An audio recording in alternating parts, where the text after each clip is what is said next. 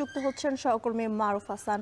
মারুফ, syndicate সভা কখন অনুষ্ঠিত হবে এবং রাকসুর প্রচারণার খবর কি জানাবেন?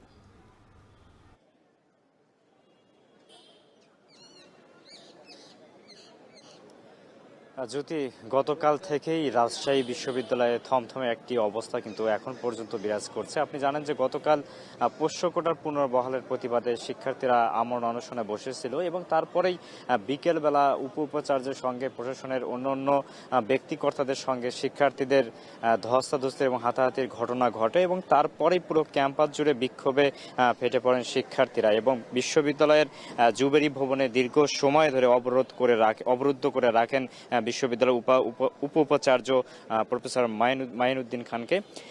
এর পরপরই কিন্তু শিক্ষার্থীরা বিভিন্ন হল থেকে জমায়েত হতে থাকে।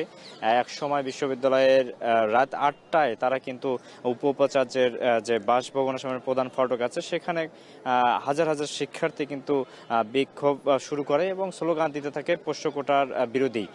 এখানে এই পরিস্থিতিতেই গতকাল রাতেই এখানে যারা শিক্ষক কর্মচারী আছেন তারাও কিন্তু আজকে পূর্ণ দিবস কর্মবিরতির ঘোষণা দিয়েছেন। সেই পূর্ণ দিবস কর্মবিরতির অংশ হিসেবে তারা সকল একাডেমিক এবং প্রশাসনিক কার্যক্রম বাদ দিয়ে তারা দেখতেই পাচ্ছেন এখানে অবস্থান নিয়েছে এবং তাদের যে দাবিটি সেটি হচ্ছে তাদের প্রাতিষ্ঠানিক যে সুবিধা দীর্ঘদিন ধরে তারা ভোগ করে আসছেন সেই সুবিধা হঠাৎ করে যাতে বন্ধ না করা হয় সেই দাবি নিয়েই তারা এখন পর্যন্ত এখানে অবস্থান করছেন।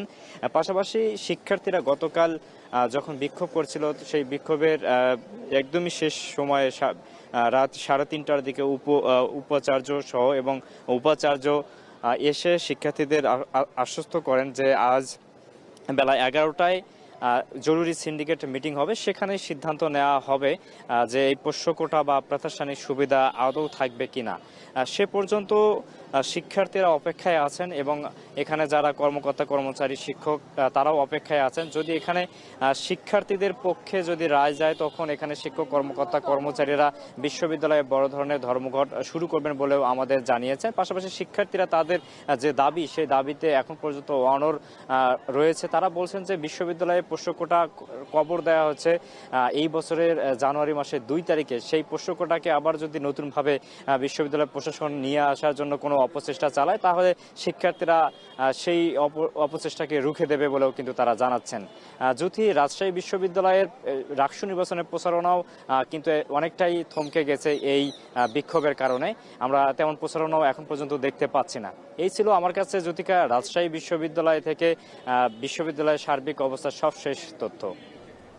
পোষ্য কোটায় ভর্তি স্থগিত করেছে রাজশাহী বিশ্ববিদ্যালয়, সেই খবর জানাচ্ছিলেন সহকর্মী মারুফ হাসান।